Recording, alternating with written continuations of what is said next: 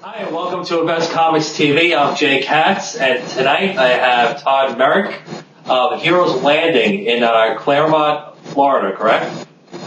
That's right. Cool. Welcome to the show. Thank you. All right. Basically, let's tell us a little bit about yourself before we get started. Well, I have run my store for 2 years, but prior to working in the comic book retail business, I was in human resources for 12 years, a complete different world. I worked for 3 big corporations, Disney, JetBlue, and Darden Restaurants in their corporate offices for recruiting, and decided to go a different route. A couple of years ago, I had some major changes happening in my life, and with my wife's encouragement, she said, "Why don't you open your own business?" I said, "Well, I'd love to do that." And she said, "You should open a Hallmark store." I said, "Okay." Oh, why not? And so I looked into it and said, "Do you know how much it costs to open a Hallmark store?" And she said, "No." I said, $250,000. And then I said, "I think I'll pass."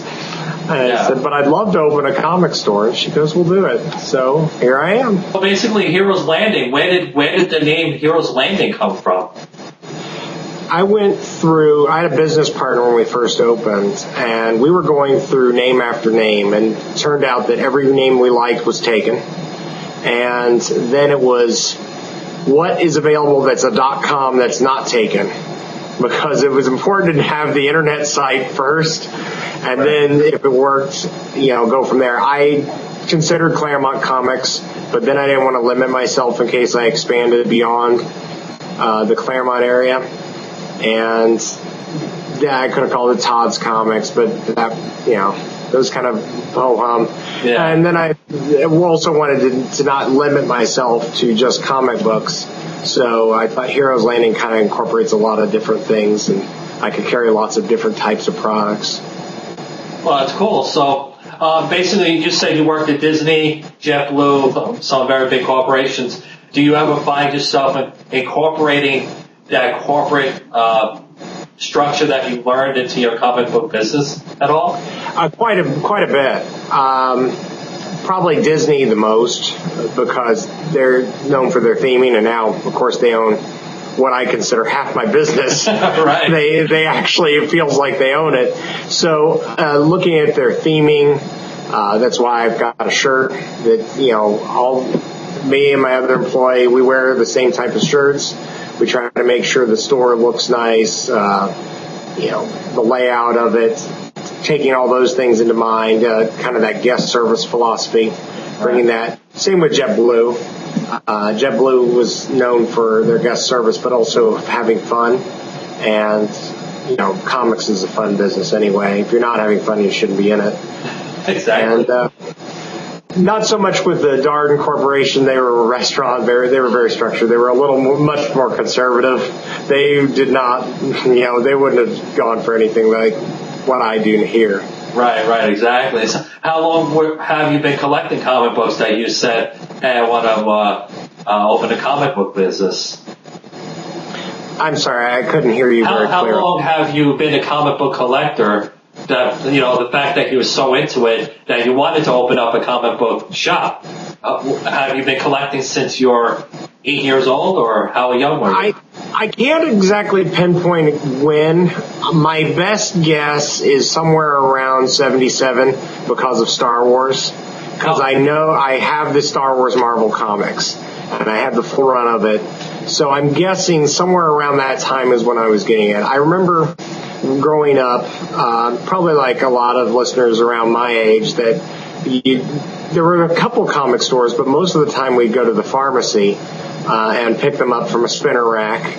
And I went to the barber. Obviously, I don't go there very much anymore. But I would go to the barber, and beforehand, my mom would let me pick up a couple of comics, and I would read a little bit of everything. It didn't matter. It didn't matter what issue number it was, or if it was in the middle of any kind of story arc. I just wanted to read it. So I'd read Action Comics and Incredible Hulk versus Quasimodo. Yeah, I remember that. Yeah, it was a one-shot, I believe. Yes, so I don't know if they even Star Wars and Micronauts and just a little bit of everything. Alpha Flight when it was first starting up.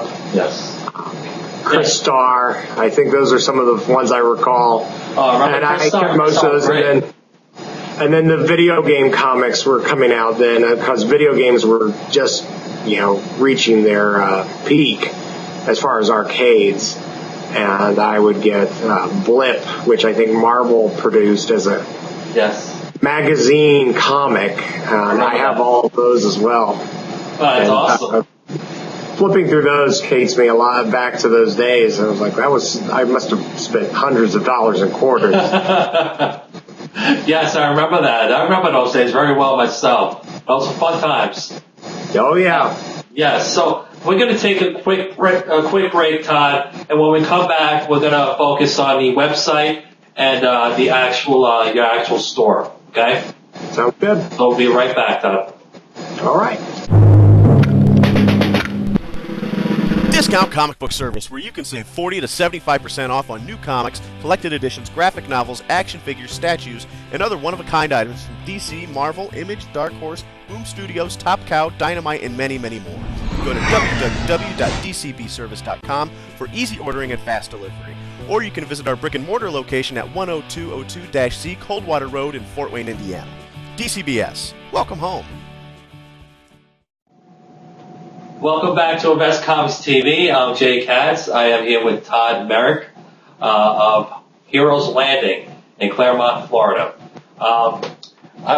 Before we went to break, I was going to ask you, I want to ask you now about the website. I've noticed that your website really has a lot of things going on there, especially the front page. When you first land on the page, you get like the new comic books that are coming out. Would you like to explain the website a little bit? Yeah, it's still a work in progress, which I guess they always are. Yes. I planning to do an overhaul of it over the next couple of months. But the front page highlights cover art as well as photographs of statues and figures and things coming out each week. It's through Comixology that I get that, so it makes it easy. It's actually very easy for me to upload, and it gives my customers a good idea of what's coming out.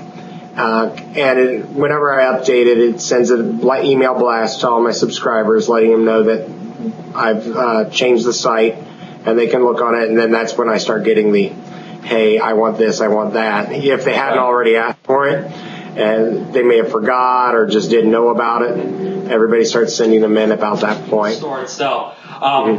I from what I read, actually, you have a birthday coming up, correct? We just celebrated our 2-year anniversary on September 1st. Okay, I missed it. Okay. But I haven't had the anything planned for it yet because we've had so much else going on. So we're going to probably do something in October. That's what, yeah. And I'm working out with some creators trying to figure out their schedules and their availability and see if we can get something planned good for October. That's when we did the grand opening 2 years ago was in October, so it kind of works still.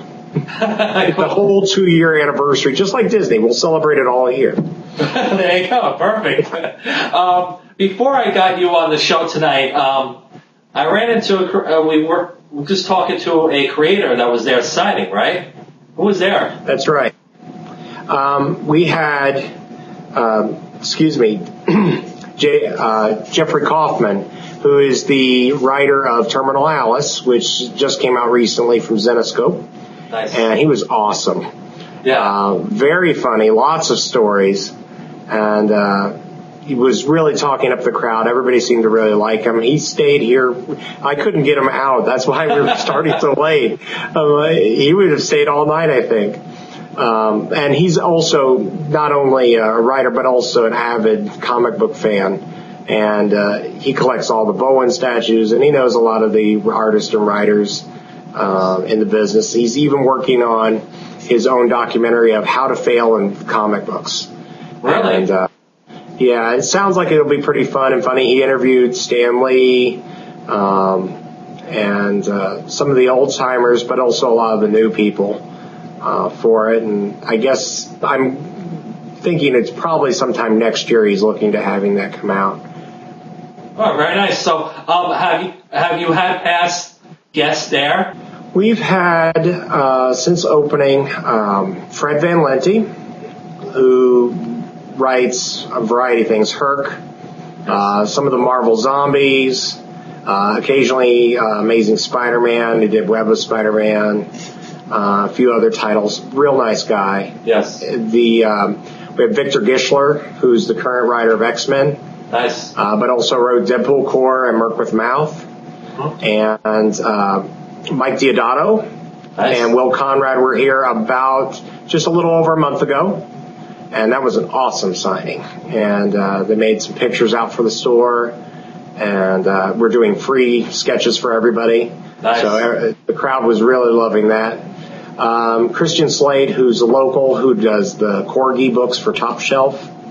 Let me look at my back wall here and see what else Nice. I've had. I've got to look around and see now. That's all that I can think of off the top of my head at the moment. Right. But where I'm already got 98% confirmed who I'm going to have for Free Comic Day, but I don't want to announce it yet until it's confirmed. But Okay. It's going to be something pretty good and big. That's awesome. Okay, cool, Yep. cool. So basically, speaking of comic books, I put up a contest up on the Facebook page. Gary Crockford on Facebook wanted to know, how did you react to DC's New 52, and did it affect your ordering? Well, that is a very good question. Thank you, Gary. Yes, thank you, Gary. Congratulations. Congratulations. You are a winner. You won. At first, I think it was a little bit of awestruck, a little scared, nervous. They probably, like many of the fans were. Sure. Is this going to be? It could go either direction. Is it going to be a huge success or the end of DC Comics? Right. And there was no happy middle on it. It was one or the other. And as I thought about it more, and it got closer to placing the orders for September, I said, you know what? I'm just going to say that I have to work with it. It doesn't matter. My personal feelings can't be put into this. I have to make it work. And probably I'd hope a lot of comic retailers did the same thing. And I pushed it heavy on the subscribers. If people subscribe to Batman or Green Lantern or Superman now, I was like, do you want to keep going? And many of them did. And I would say, well, that Green Lantern's also got the new Guardians and Red Lantern, and many of them would sign up for those also. Right. And as it kept getting closer and closer to Justice League's release, I kept watching the numbers climb and climb. Wow. And I adjusted numbers as fast as I could on them, and if I saw something was a big hit like Justice League, and I could tell that it was going to be a big one, and, I decided, how many more above this am I going to have beyond the subscribers to have enough to hit the crowd coming in the door. Right. And, it was, in some cases that's a dart on a dartboard. Sure. Will it work? Sometimes it's rolling the dice and say, I believe this comic is going to be a hit, and just take the chance on it. And if it doesn't, then, deal with it after the fact. Right. So that's what it's been so far. Now that it's happened, yes. If I could go back 2 months ago, I would double, triple my numbers on everything. So how has fan reaction been at your store on 52? The new 52. Overall, very positive. Yeah. I think for some people, titles that most of us thought were going to be kind of a flop, that have been surprisingly well received. Batwing comes to mind. Most of us had written Batwing off before it hit the shelves, and the people that read it seemed to really like it. Sure. And were willing to at least see where it's going. Same thing with OMAC. trying to think, Men of War. Right. You know, some of these that are a little bit more obscure, not the popular guys. And it's not Wonder Woman, Superman, or Batman. You know. Right. So there's some pleasant surprises out there that people think were going to be good, but they're actually very good reads. Yeah, and I've only, unfortunately, I don't get the chance to read a lot of them. I did force myself to sit down for Justice League. I said, if I'm going to read any, I'm going to at least read this one. Right. And I'm going to make sure I read Batman, Superman, and Wonder Woman. But my minion, who works here part-time, he's read almost all of them. And he gives me, I said, I need a Twitter update of what exactly happened in this comic so I know what's going on in the world. Right. Because they're all sold out, and until second printings come back in, I have to wait. So just give me the synopsis. That's all DC. What about Marvel at your store right now? And they seem to have, for the first time in a long time actually, I don't know if you'll agree with this, but they seem to have taken a back seat to DC. Correct? I'd say definitely over the last 2 weeks, Marvel is in the background for the first time since I've had the store. Wow. Marvel, with the exception of big titles that DC had like Blackest Night and to a point Brightest Day, it got kind of weak in the middle of Brightest Day, but Marvel's dominated the whole thing. Things like the death of Johnny Storm. Right. Even the death of Peter Parker. Right. Spoiler alert. I guess I should have worked with the spoiler alert. Those event titles that have happened with Marvel have definitely peaked. Fear itself is still doing very strong as the main title. Some of the side stories, vary. But I'd say Marvel has almost a relaunch every couple months of a title. Right. And those have all done very well. From what they were doing prior to that to what they're doing after that, I've had a lot more people sign on board because it gives them a good jumping on point. Sure. Daredevil, Punisher, Captain America. I'm trying to think what Herc just started up.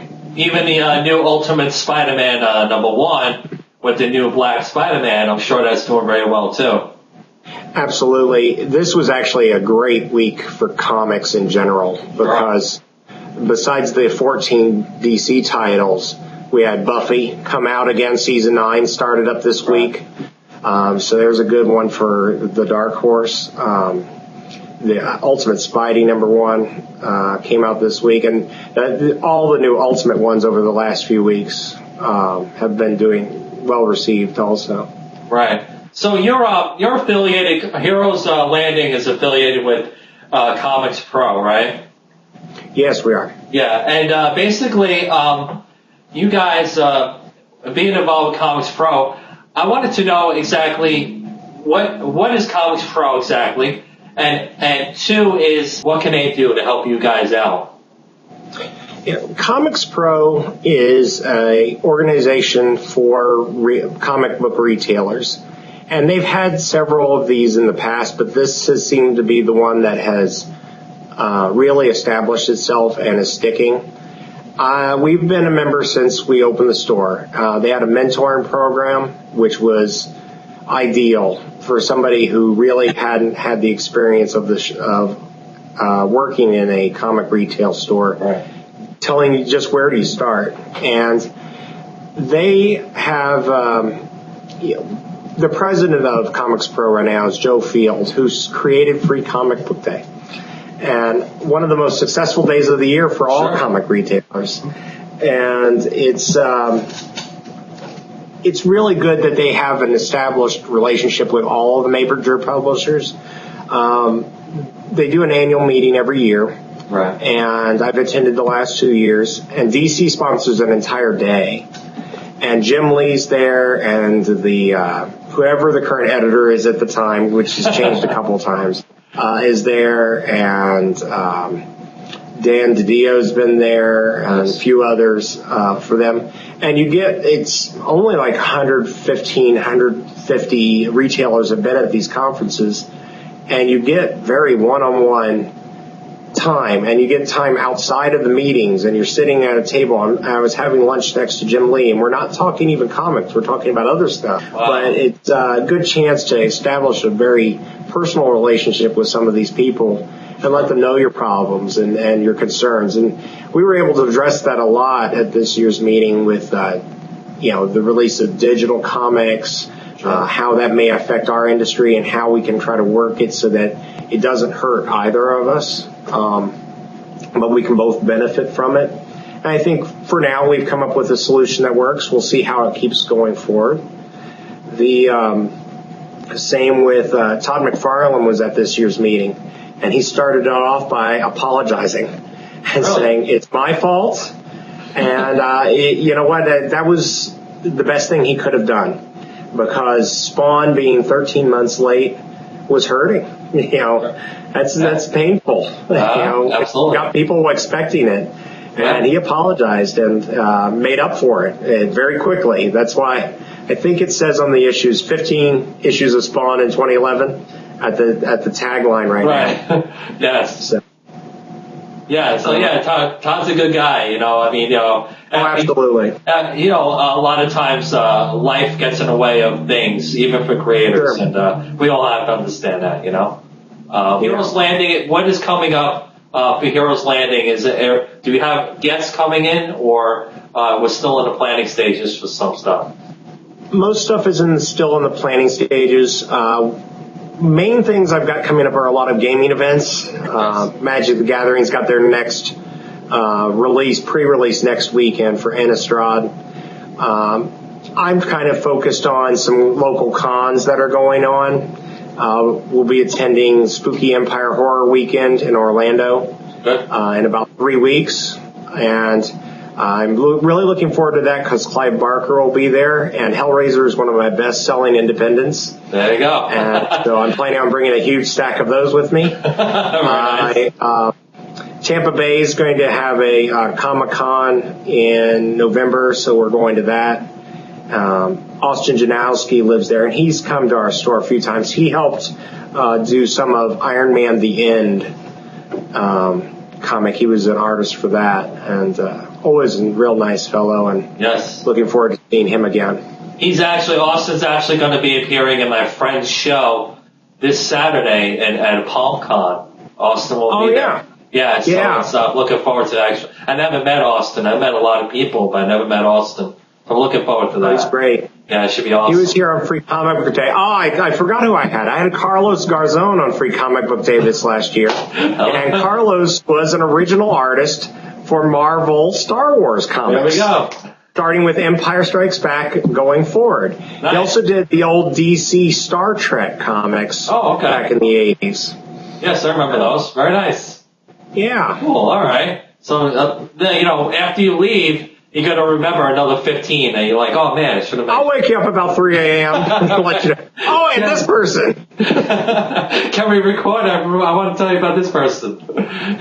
We'll fix it in post. Don't worry. Right. No big deal. All right, cool. So where can we find Heroes Landing? Can we find you on Twitter or Facebook? Where are we looking? Yeah, both of those. Heroes Landing, all one word for Twitter. Okay. And then on Facebook, Heroes, make sure it's spelled Heroes. Yes. Landing. And Facebook I use more probably than anything because it's quickest thing to update. Yes. And I can throw quick pictures up and events and all of that much faster than my own website, which I hope to be able to make that better. But for now, Facebook makes it too easy for me, and it really can hit a much broader market all in one shot. Mm-hmm. Cool. All right. So we'll be looking for you on Facebook, and we'll just like that page, right? You have a like button there, so we can like it. Absolutely. Cool. And we'll catch up with you on there. Okay. Sounds great. Great. Thank you so much for stopping by InvestComics TV, Todd. And thank you. Also to Gary Crawford. He'll be winning the poster of which one? Dark Either Secret Avengers or Dark Avengers. You can let me know which one. And signed by Mike Deodato. Wow. Pretty awesome. Very cool. Cool. Congratulations. Excelsior. Very cool. All right, so we'll talk to you soon, Todd. Thank you so much for calling on InvestComics TV. Thank you so much. All right, take it easy. All right, bye-bye.